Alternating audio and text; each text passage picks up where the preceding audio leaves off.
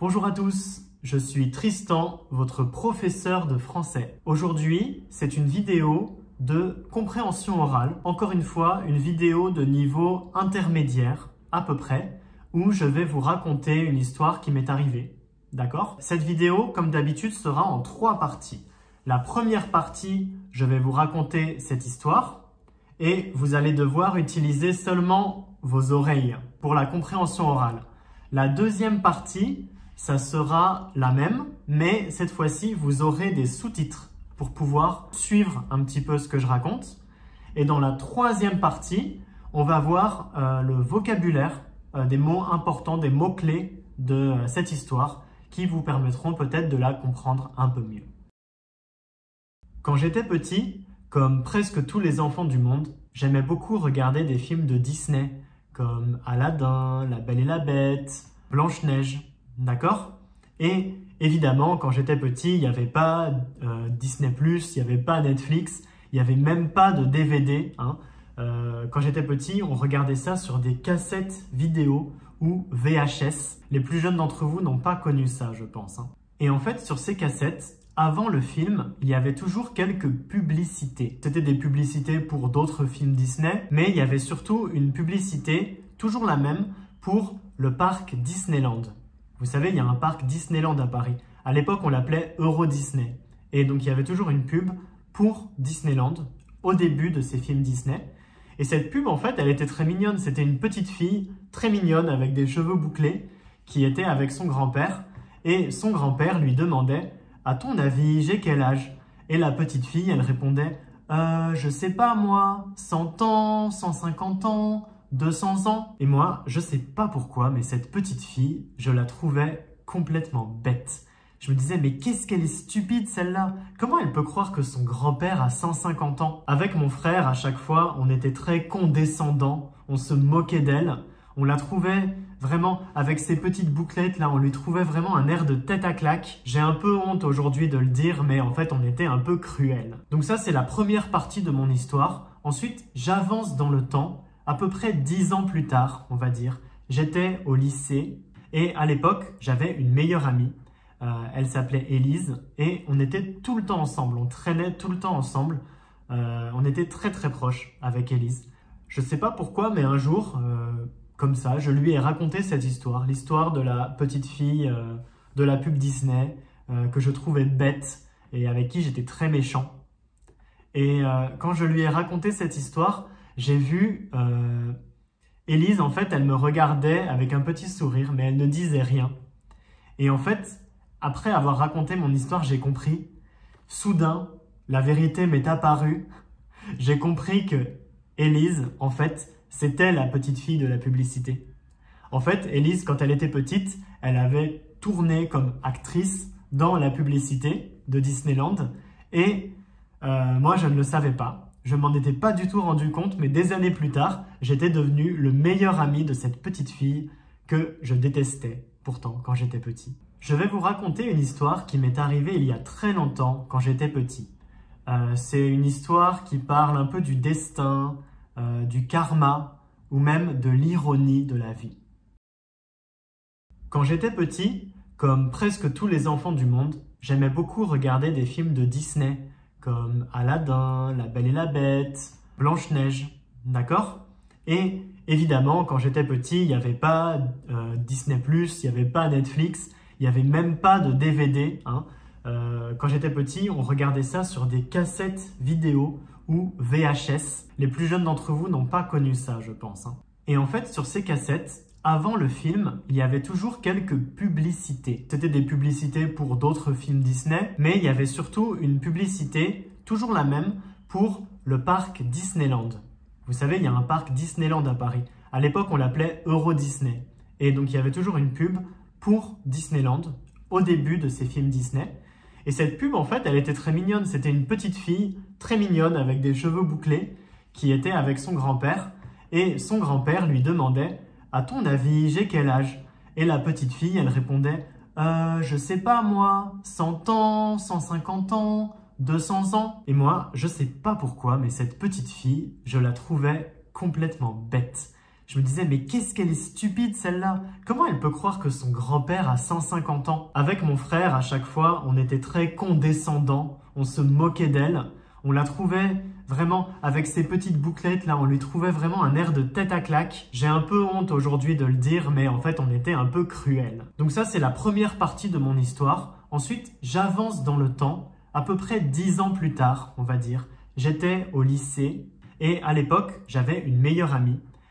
Elle s'appelait Élise et on était tout le temps ensemble, on traînait tout le temps ensemble. On était très très proches avec Élise. Je ne sais pas pourquoi, mais un jour, comme ça, je lui ai raconté cette histoire, l'histoire de la petite fille de la pub Disney que je trouvais bête et avec qui j'étais très méchant.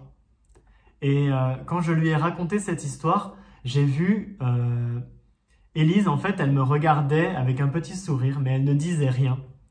Et en fait, après avoir raconté mon histoire, j'ai compris. Soudain, la vérité m'est apparue. J'ai compris que Élise, en fait, c'était la petite fille de la publicité.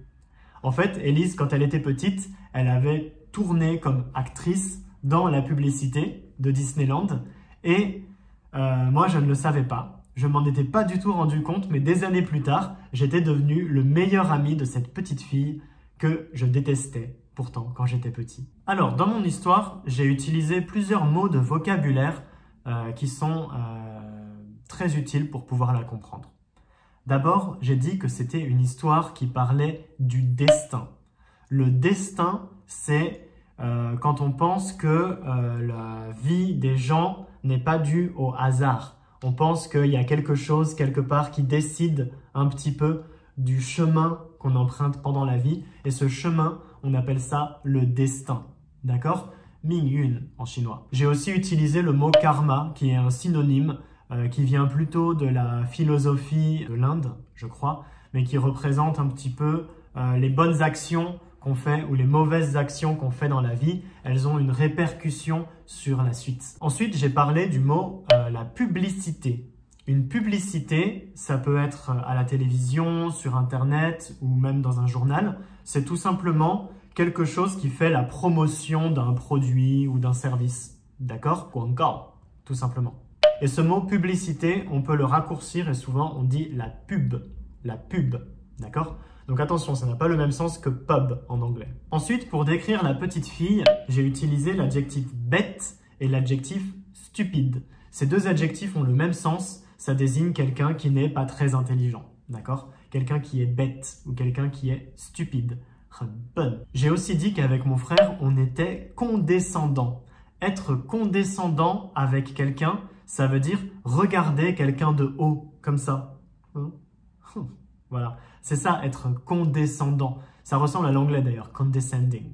Hein? J'ai aussi dit qu'on se moquait de cette petite fille. Se moquer de quelqu'un, ça veut dire rire de quelqu'un, mais souvent c'est rire de façon négative, d'accord? C'est méchant de se moquer. C'est ça, se moquer, d'accord?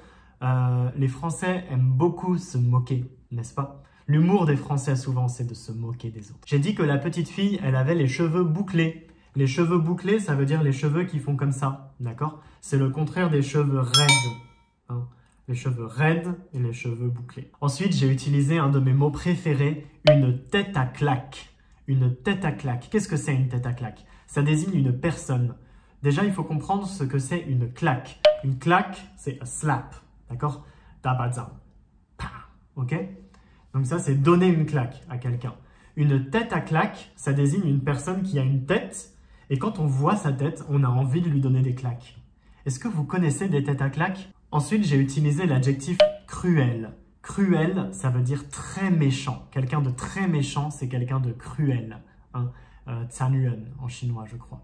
C'est comme en anglais d'ailleurs, cruel. J'ai utilisé un verbe qui est très utile, c'est traîner avec quelqu'un. Le verbe traîner, au départ, ça veut dire tuo, d'accord? To drag something, d'accord?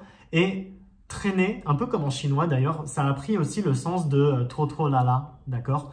Soit fei de ganjue, ok? Et donc, traîner avec quelqu'un, c'est passer du temps avec quelqu'un, mais sans rien faire. Hein.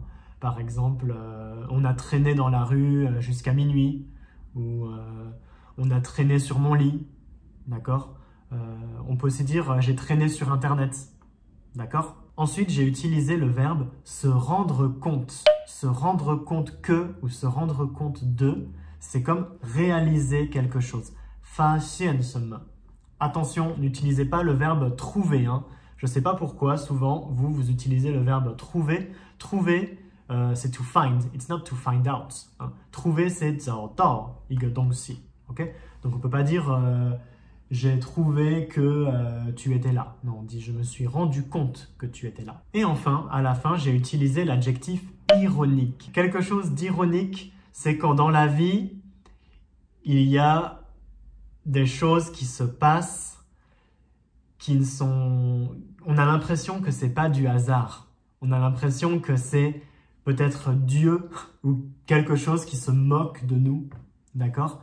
Par exemple, je peux dire il était docteur, mais il était tout le temps malade. C'était ironique. D'accord? C'est ironique pour un docteur d'être tout le temps malade. Voilà, j'espère que grâce à mon histoire, vous avez appris beaucoup de mots, beaucoup d'expressions. En plus, cette histoire, elle a quand même une morale, n'est-ce pas? C'est qu'il faut être gentil. Moi, quand j'étais petit, j'étais cruel, j'étais pas gentil avec cette pauvre petite fille. Et le destin a voulu que je suis devenu son meilleur ami. Et donc, ça m'a appris notre devise à Varones-sur-Aube, n'est-ce pas? Soyez gentils. Allez, ciao!